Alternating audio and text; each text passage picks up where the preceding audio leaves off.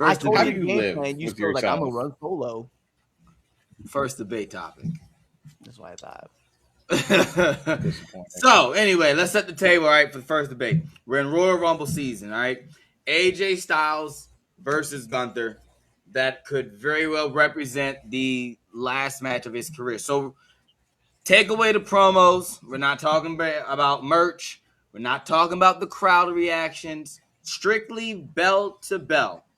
And it's a simple question.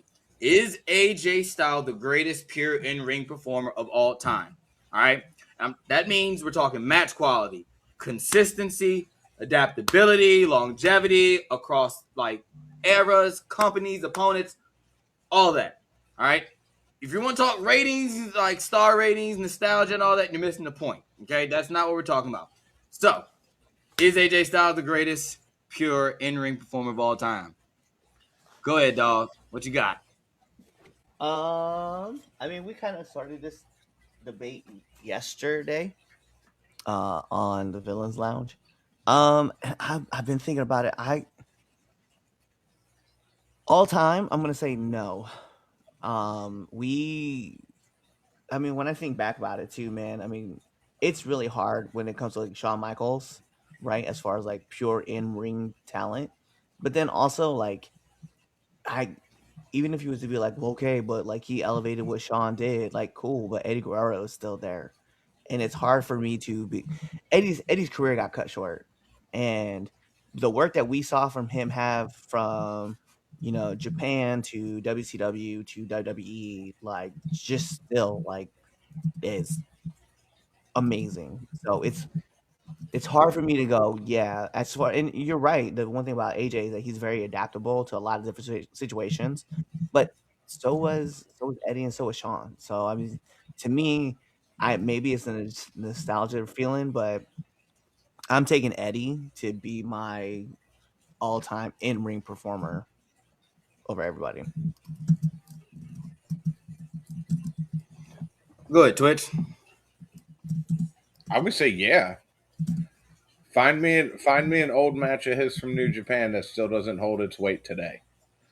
Find me an old match from TNA that doesn't hold its weight today. Like this man put the whole X division on his back.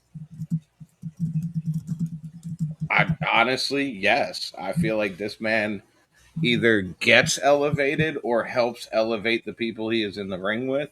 He is great at telling the story that he's out there to tell. His move set is relatively safe. He's not injury prone. Like other than your argument of Shawn Michaels, I mean, yeah. You put Shawn Michaels into the conversation, okay, it's a little bit different. Maybe it's Shawn, maybe it's AJ. But if we're looking at it on today's roster and even going like Attitude Era roster or beyond that, like yeah, I still say AJ. So, This motherfucker. listen, man.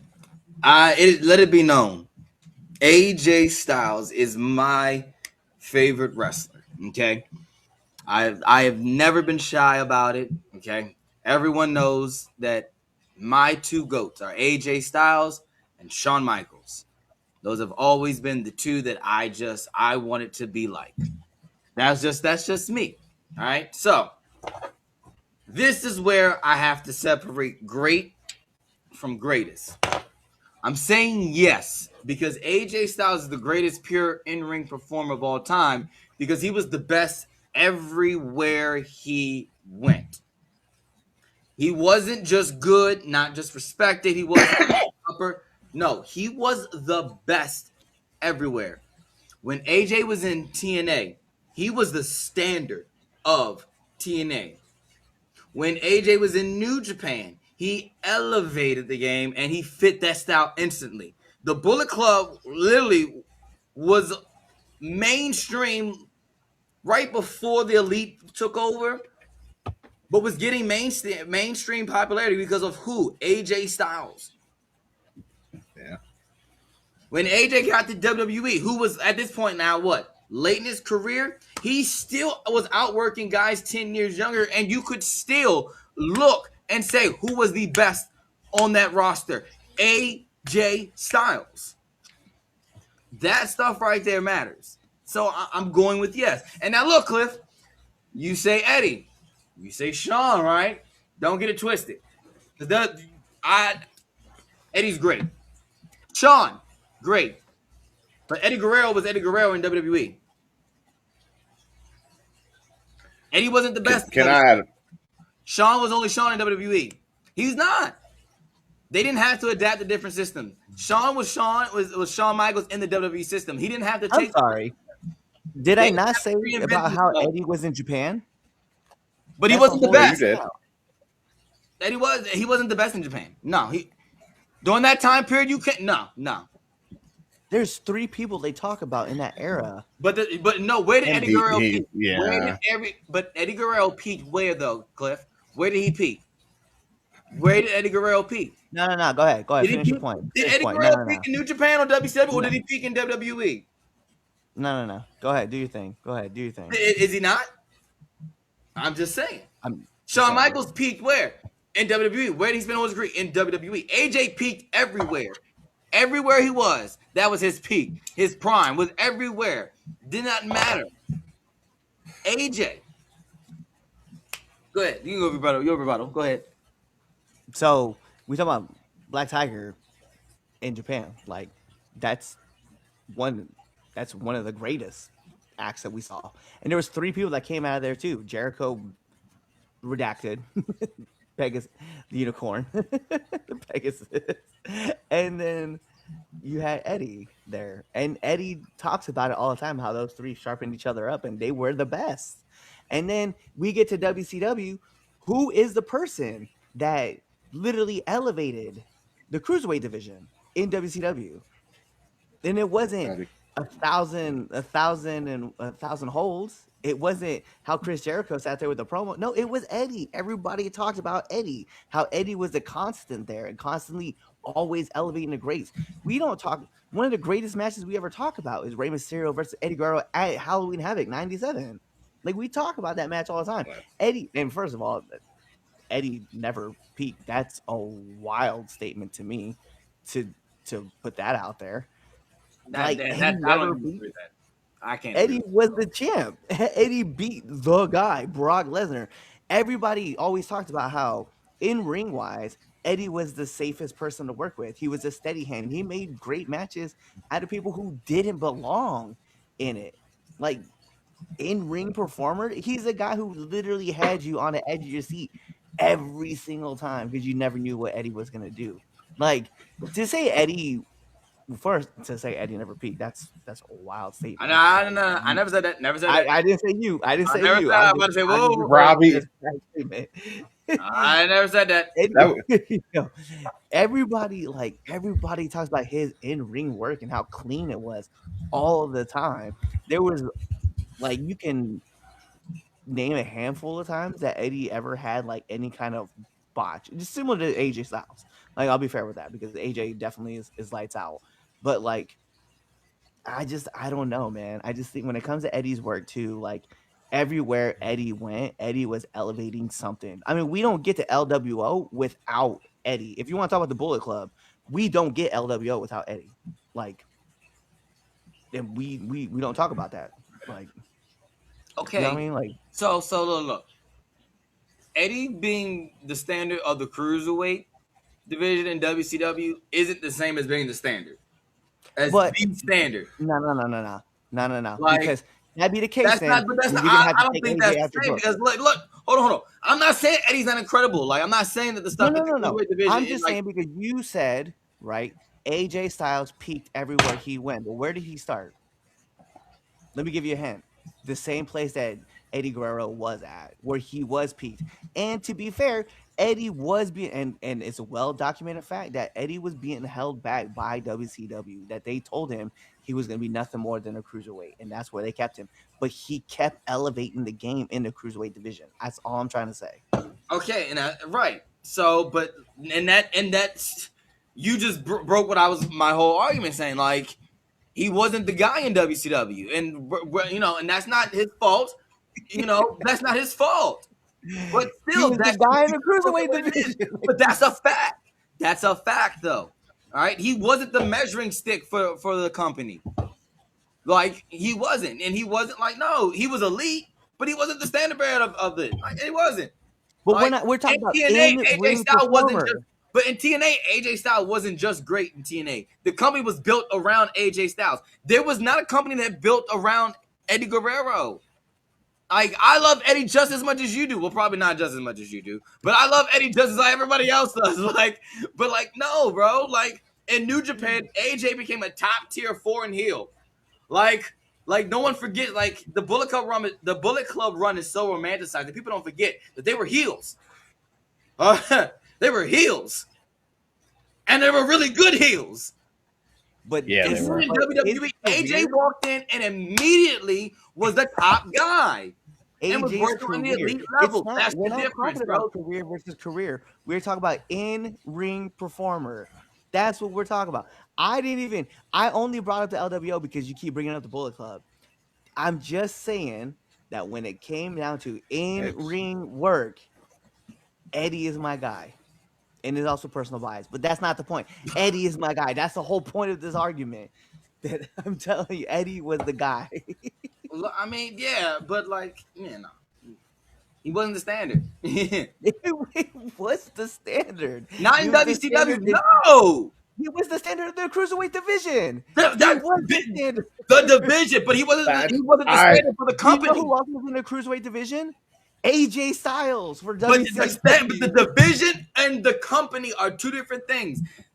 Being the standard bearer of a division, cool. Being the standard bearer of a whole company, that weights more than just your little cruiserweight flippy dippy division. Being the standard bearer First of of the all, never company, again say the flippy dippy division. Because AJ Styles was in the X division and that was the like flippy I'm dippy just division. I don't. that's yeah, you can't I know. But like, yeah, like I'm not. Eddie Guerrero is a all-time great. Yes, he is in the ring. Eddie Guerrero was as smooth as you could be. Yes, but AJ Styles didn't just thrive everywhere he went. He set the bar. That's why I'm saying he's the greatest pure in-ring performer of all time. Like you gotta be, if you can be of all time and be the best, you have got to be the best everywhere.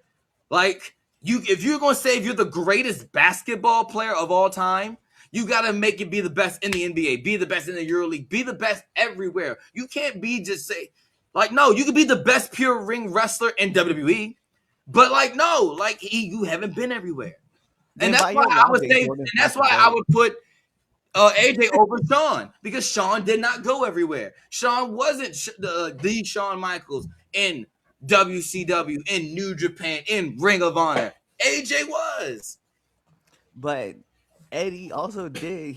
When he got released by WWE, he went on the Indies. He was that guy. He got brought back, and then Was he really released? They like, that was on the real contract. He wrestled a few, but there's matches out there with him and CM That was Punk. not real con. That wasn't real. He wasn't. But my point being though is that you talk about Eddie being like you're talking about the bar being set. Like Eddie was the guy. Like people talk about it now. Like they're like, man, like Dominic Mysterio right now is like we're talking about the bar, but I don't really want to get into that point.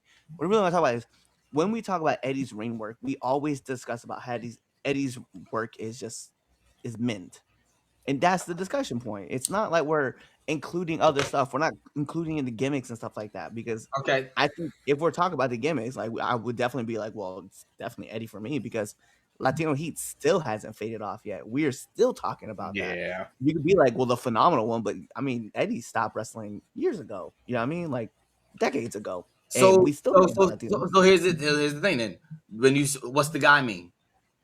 What is it? Let's define the guy. Because if you're saying Eddie was the guy, then we gotta figure out what that means. I mean, we can break it down. But because when I say the guy, I'm talking the face of the company, the wrestler that everybody's measured against, right? The centerpiece of the promotion identity. Like that's who I'm saying the guy is. Like the company. Because in WCW, Eddie Guerrero was not the elite. He was not. The company was not built around Eddie. It was built around who? Hogan, Sting, Goldberg, what? Flair? Like Eddie wasn't presented above that tier. Like, But that's not his fault. Again, we just mentioned about how Eric Bischoff literally said everybody in this cruiserweight is going to be at the first and hour that's of the exactly show. what that's a would have been. You can't beat what was. AJ didn't need hypotheticals. I'm just saying. There's no way. But in the ring, though, hands down, I'd look at it. I just say, in the ring, Eddie's work is just it's mint, and he can adapt to everybody's style, whether it was Japan, And AJ. whether it was So Lucha Libre. So did AJ. So, but my point being though, you were literally, I this argument is really mundane now. At this point, I'm just going with it because you like you and I are literally talking about this. We're literally comparing it's literally apples to apples at this point because if we're talking about in ring work, which is what we've been talking about, like I just look at Eddie Guerrero's work and I'm like, I liked his work a little better than I did AJ's. Is what it is.